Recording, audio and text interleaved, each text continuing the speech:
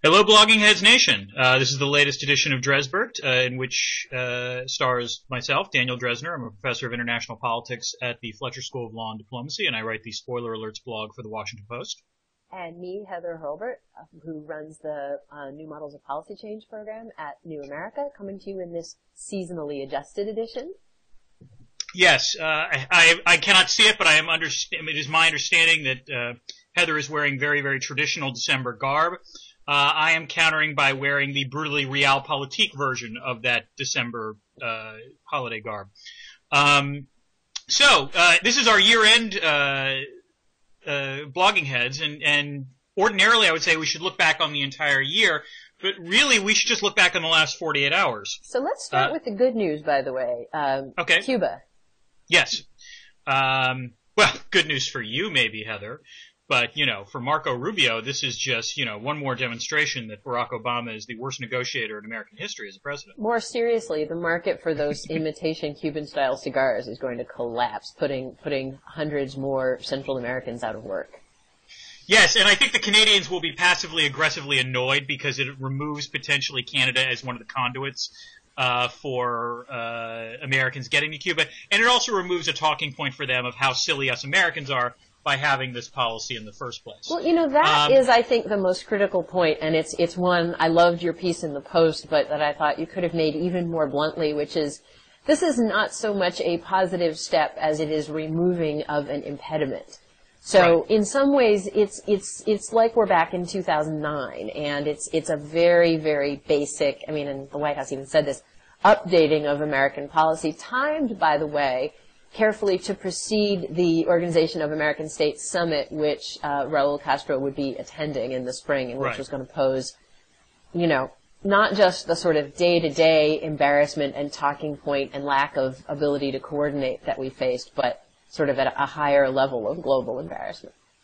Right. As I said in what I wrote in the Post, I think it would be naive to assume that assuming that this leads to a genuine opening of Cuban-American relations, and really you can never underestimate the ability of this sort of thing to fall apart. But assuming it goes forward, it would be naive to assume that the Cuban regime is suddenly going to be democratized or even slowly going to be democratized. The history of this sort of thing working on that end is just as bad of a track record as the history of sanctions causing regime change in Cuba. So it would be foolish to think that.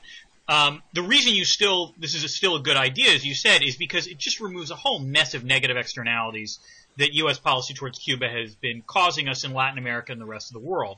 As opposed to a whole variety of other sanctions regimes, this is one where the U.S. has been alone for quite some time, and it hasn't had that much of an effect on the Cuban regime. And so the basic argument to push back on this is one of two. The first one being that somehow this is a matter of principle, and this shows the U.S. will back down when it comes to human rights, in which case I have a two-word response for you, which is Saudi Arabia. And the second response is that really, because Venezuela was in such dire straits and the Cuban economy was dire straits, this year really was going to be the year that the sanctions were going to work, and I think that's just insane. There's no other way to put it.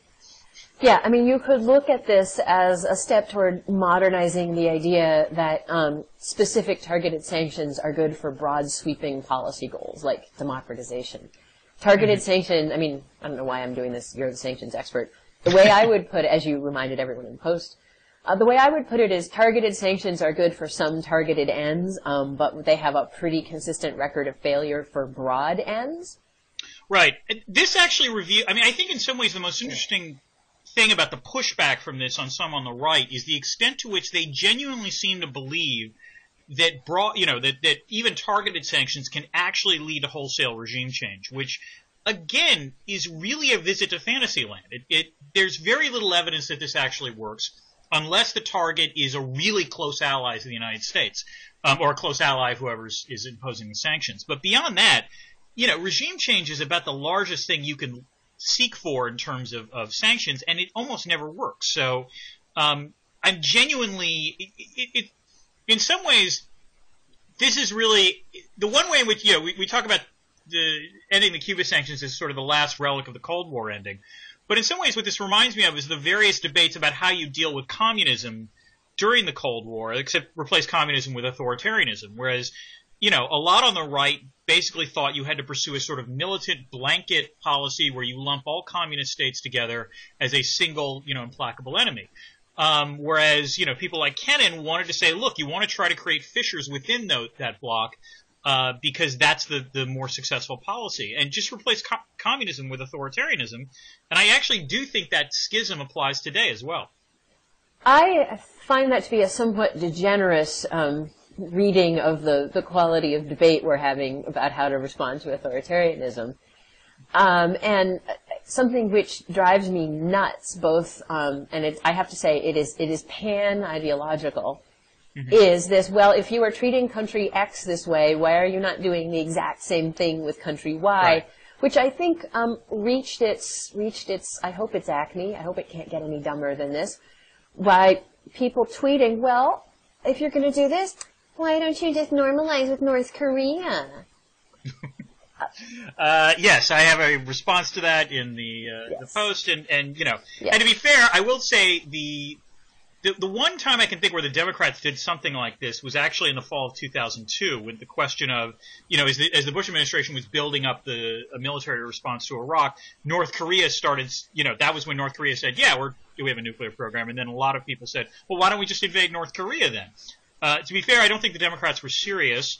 But in some ways it's the same response, which is, different situations call for different policies. Yeah, and that doesn't make you unethical, by the way. Right, exactly. The variant of this on the left that I can't stand is calling out human rights in country X is unacceptable because you're not calling out human rights violations in country Y, usually Saudi Arabia. Or the United States, right? Or the United States, right? Because we're not, and mind you, I do believe that, when we do things wrong at home, or when we fail to correct and acknowledge wrongs at home, that does make it a lot harder to get listened to when you call out wrongs overseas, and that's a legitimate point. That's legitimate to make. But no more than in our personal lives, we critique each other all the time without being perfect. And this actually, just let me make a really brief detour into something that we neglected to list on our topics, but the torture report. Oh, yes. And this is actually relevant to Cuba because it's going to be very interesting to me to see not what the reactions on Cuba of sort of Menendez and Rubio and people that we knew what they thought, but when you start seeing public opinion surveys, because for years now, in fact, majorities of Americans have not supported the embargo. Right. But we're in a period where issues that weren't partisan polarized are repolarizing. And it will be interesting to me to see whether Republicans who in the past had started by pluralities to favor normalizing with Cuba flip around and oppose it. And on torture, what you saw was that where in 2007, 2008, you had bipartisan pluralities saying torture is wrong, we shouldn't do it, you now don't have that. And, what's different? In 2007, 2008, you had Barack Obama and John McCain speaking out against torture as the heads of their respective parties.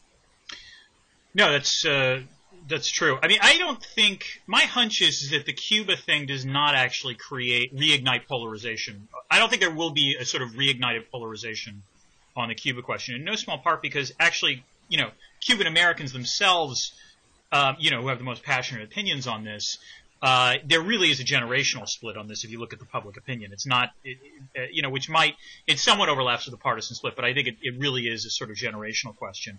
And again, the real problem is that critics of this policy essentially have to defend a policy that has not worked for 50 years.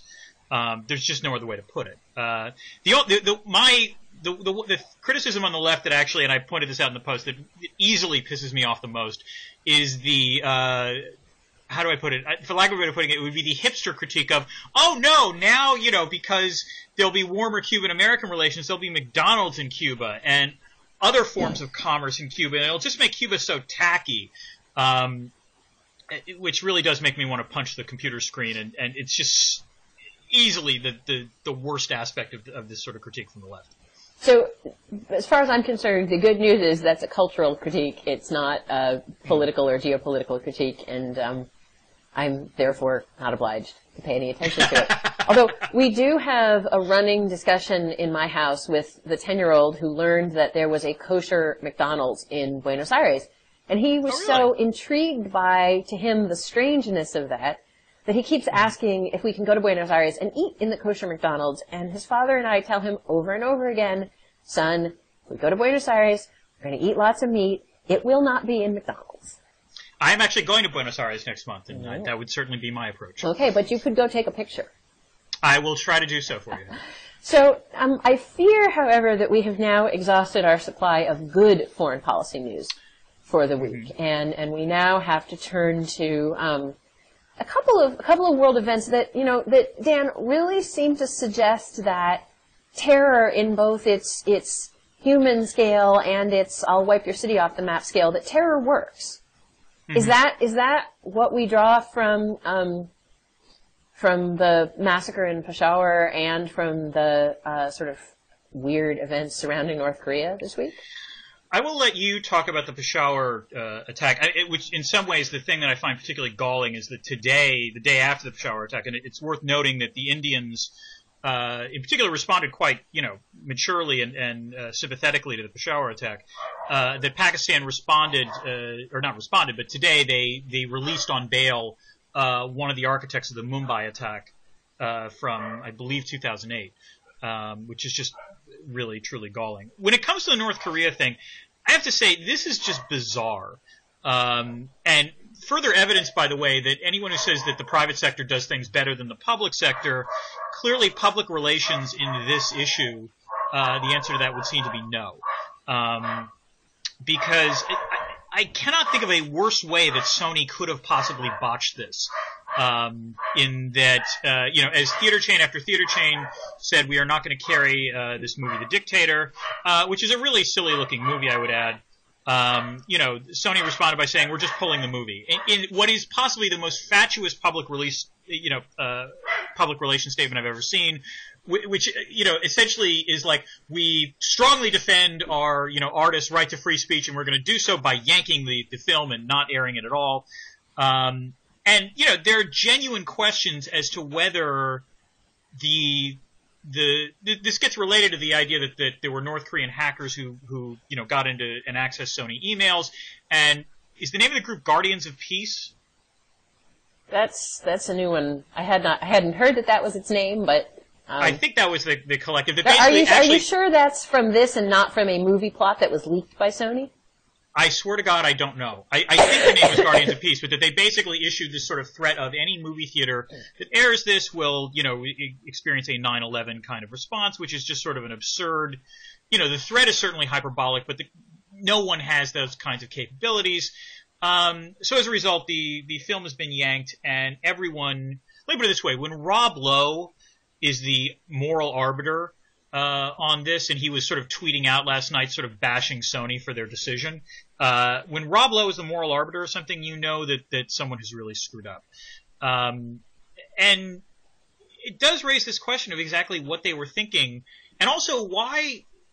The thing I find truly confusing is that what makes this film different from, let's say Team America World Police, which came out less than a decade ago, was as far as I could tell, far more offensive, to the North Korean regime, and yet didn't elicit a peep.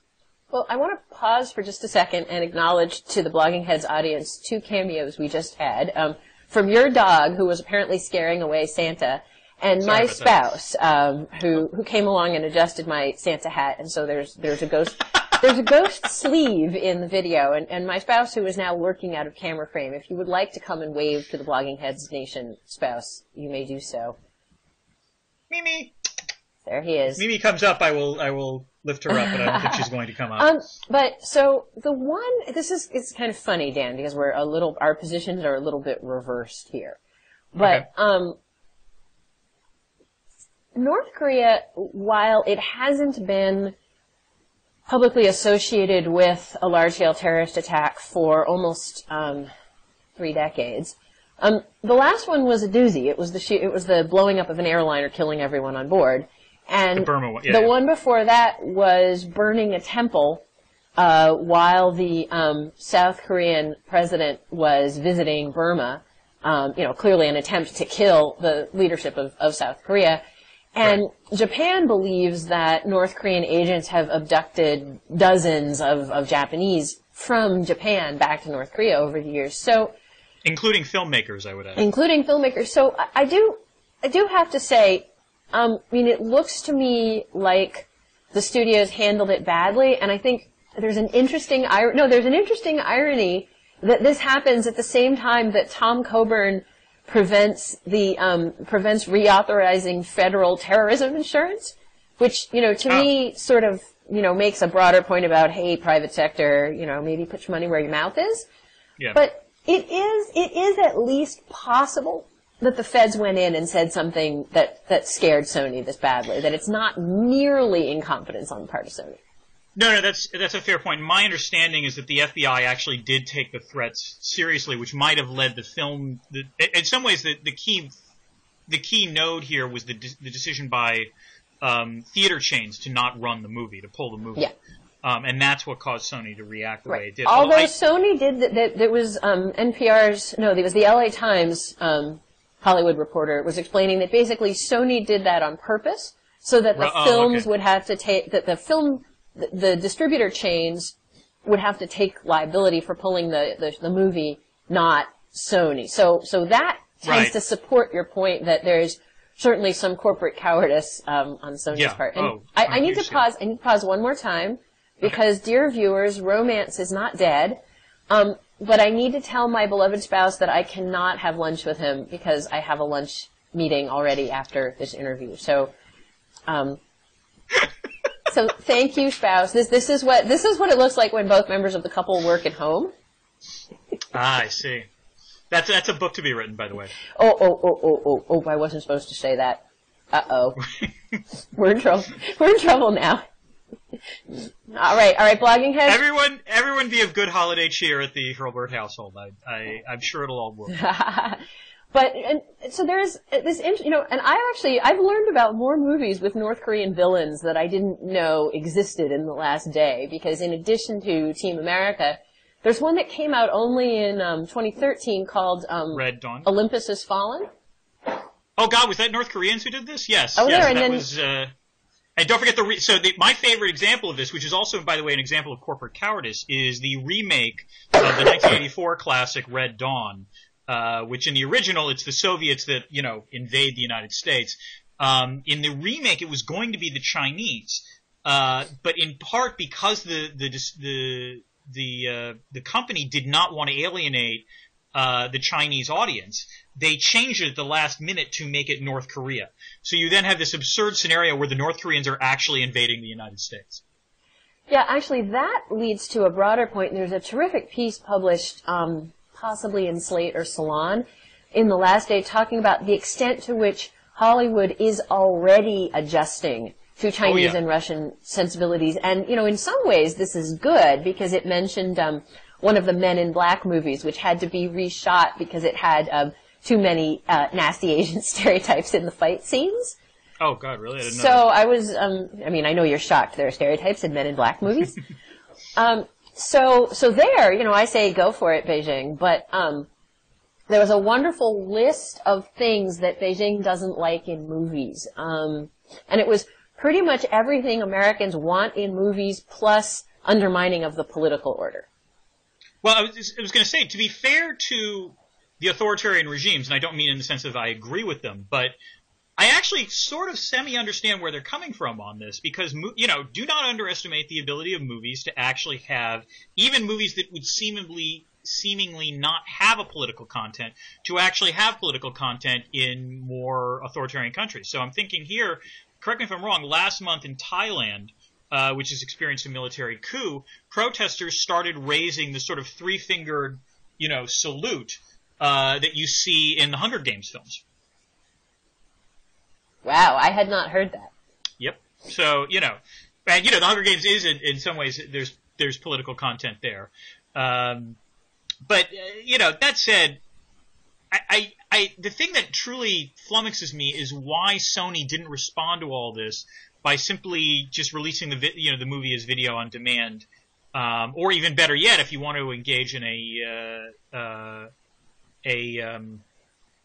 sort of propaganda act, just release it for free. And actually, I have to say, this is one of those rare things where if I was if I were advising President Obama, it wouldn't be the dumbest move to just say, let's have a screening in the White House, if nothing else, of the movie. Although then that raises the issue that, as far as I can understand, I don't know if you've seen the trailer for this movie. I would not say this is the sharpest political satire. In fact, I don't think there's any political satire in the movie. This is much more like Spies Like Us than, a sort of charged political movie. But that said, God knows I think Sasha and Malia would probably, enjoy it. The commentary I saw from people who had seen it suggested that actually one might long for the sophistication of Spies Like Us. Oh dear. Although I will say, if there ever were a topic on which really copious quantities of anus jokes were appropriate, the North Korean regime is definitely it. Yeah, it's so hopefully Sony will do something that actually resurrects their brand image, because right now it's just bad. But this is what globalization looks like, right? And so it's going to raise an interesting question going forward of, is there going to be, now that, as American studios are more and more dependent on profits from, markets like the Chinese market, is there going to be a niche for film production companies that don't find it necessary to spend so much money making a movie, but could then make movies that will make money in just the American audience, say? Oh, I see. I would argue in some ways you already have that, which is the prestige Oscar films. Most of those films don't necessarily have as much in the way of a global audience, but are clearly designed to try to win Academy Awards. And, and I think the answer is yes. And in some ways, the phenomenon that you're talking about has been going on for quite some time, and the way it normally gets expressed is not actually in the censoring of political content, but rather in the strong simplification of dialogue and the expanded use of special effects in which cities get blown up. Because those are things that translate globally. You don't need to understand English, or you don't need to read subtitles to get that, oh no, Optimus Prime has destroyed yet another city. Or I'm sorry, the Decepticons have destroyed another city. I apologize for the Transformers fans out there. So I'm imagining a remake of We Are the World with an explosion between every stanza. Or Everything is Awesome, the equivalent of that. Yeah. So what are your thoughts on the I haven't read as much on the Peshawar attack, beyond the fact that it's just really, really heinous. What are your thoughts?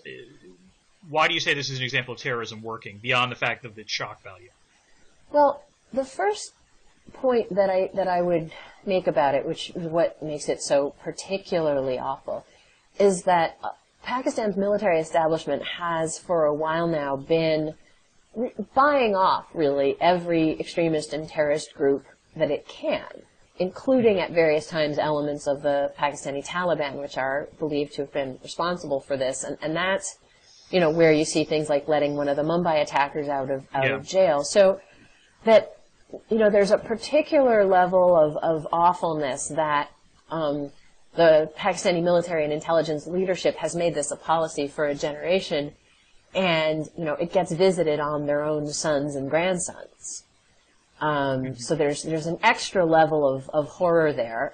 Second, that the context for the attack is that the Pakistani army had, confusingly, because Pakistan does tend to fight and pay off its enemies at the same time, had actually just undertaken a military offensive in the what are called the tribal areas, of which Peshawar is just on the border of.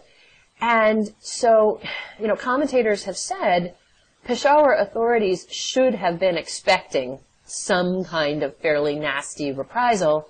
And so the question is, was their intelligence so bad that they didn't know this is where the reprisals were coming?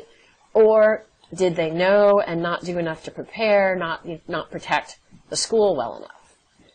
So you have, sort of further, evidence of the just complete, at some level, incoherence and incompetence of Pakistan's policies. And the cries of outrage from Pakistan society. There was an interview which is horrifyingly reminiscent of Sandy Hook with a 12-year-old survivor who talked about, sort of hiding under his desk and his best friend saying to him, "Don't move no matter what." And then for some reason his best friend was shot, and he wasn't. And he laid there for hours and played dead and listened to his friends die and, was too frightened even when the soldiers came in the room and continued to play dead when they picked him up. And then finally they realized he was breathing, and he was saved. And so he tells the reporter all of this and then says, "I want to grow up and defeat these people and seek vengeance because God is watching." And Pakistan, has had so much trouble forming a national identity that isn't closely linked to violence. And, people are saying finally maybe Pakistanis are united, maybe the majority of Pakistani society can come together around this, but I worry that, it seems inevitable to me because I don't really know what other response there is to a crime like this, that, this is showing you something very essential about how deeply, deeply screwed up Pakistani society is and how long it's going to take to fix that, if indeed that's even possible. Well, that depressed the shit out of me. There's a reason we saved this for last. Well, hold on. First of all, I pretty much agree with everything you just said. And, Pakistan is just one of those countries where, like North Korea, it's not clear that there's any good policy that will – there's very little that the United States or, for that matter, the rest of the world potentially do on this. But I will try to pivot to a more positive set of news. You argued before that, the Cuba thing was the only piece of good news this week. But I would say, stepping back – there are two other pieces of good news from this year that are actually, I think, highly significant and in some ways snuck in under the radar. The first would be the environmental accord that was signed in Lima last week, which looks like it'll pave the way for a climate change treaty in Paris next year. And if I told you a year ago that this was going to happen, I think you would have been extremely dubious of its odds of success. And it actually points to the fact that you really have seen some wholesale changes in terms of Sino-American cooperation on this. And in some ways, the fact that even India says it will put forward a plan to reduce carbon emissions is promising, and it suggests that what had been perhaps the biggest policy deadlock, of this century is at least much less of a deadlock than it used to be. And that is, I think, very good news. The second piece of good news might be a sort of dog that doesn't bark thing, but I actually think it's worth pointing out, because if you remember, I want to take you back to January of this year, when, particularly after the Davos Economic Forum, there were a lot of people saying, "Oh my God, the Pacific Rim now is just like Europe was in 1914." That, Chinese and Japanese, policymakers are talking like, there's going to be a new war in the area, and, no one trusts each other, and there's a lot of World War I analogies being made, and, the U.S. isn't doing anything about it, and this is just not going to end well. And in fact, as we get close to 12 months later, it turns out the situation of the Pacific Rim is actually far more stable than unstable. That in the interim, Xi Jinping has reached out to his Japanese counterpart Shinzo Abe, which has led to a handshake, in which I love the facial expressions because both of them look like they were sucking a lemon, but nonetheless indicates that there are limits to the extent to which their conflict will escalate. And then a series of accords that China, agreed to with the United States. And really, as much as a lot of bad things happened in the world in 2014, for me the worst thing would have been, some sort of militarized conflict in the Pacific Rim, and that didn't happen. For that, I'm actually very thankful. Great. Well, big extra presents in your stocking for coming up with, or extra pennies in your dreidel game for coming up with positives.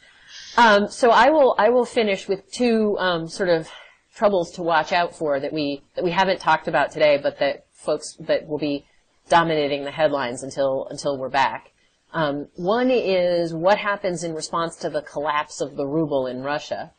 Okay. Yeah. And I think that you'll see Putin pseudo shake up the government, bring back in some people, maybe a prime minister, who look a little more, quote, reformist, unquote. And that will have two effects. One, it will reinforce Europeans who are saying, no, no, no, we can't push the Russians anymore. And number two, it will make sure that Putin doesn't have any, quote, democratic, unquote, opposition, because the folks who have been trying ever so slightly to edge away from him will then be thoroughly implicated in the economic collapse. Just today, Apple, IKEA, and several other big Western consumer vendors have stopped sales in Russia. IKEA had to stop sales because there was a run on furniture. I mean, imagine when your currency is so bad that you are putting your money into prefab IKEA furniture. As a hedge against depreciating currency. And it's also worth pointing out that I believe Apple and Google now both have stock market capitalizations larger than the entire Russian stock market. The other thing I would point out that we're going to spend a lot of time talking about in the new year is the move by Europe both to push a lot more strongly on Israeli human rights violations and on lack of progress toward a two-state solution. There were a number of moves in EU legal bodies this week, and the real big game is Britain, France, and Germany negotiating with other interested parties, including the Obama administration, although it says it doesn't have a position yet, on a Security Council resolution calling for a two-state solution, which could either turn out to be a nothing burger or could turn out to be a major game changer, and that's going to be something to watch in January 2015. I look forward to talking about both of those things and hopefully more good news come 2015. And in the meantime, Happy New Year, Heather. Happy New Year to you and to all of our viewers. Ho, ho, ho.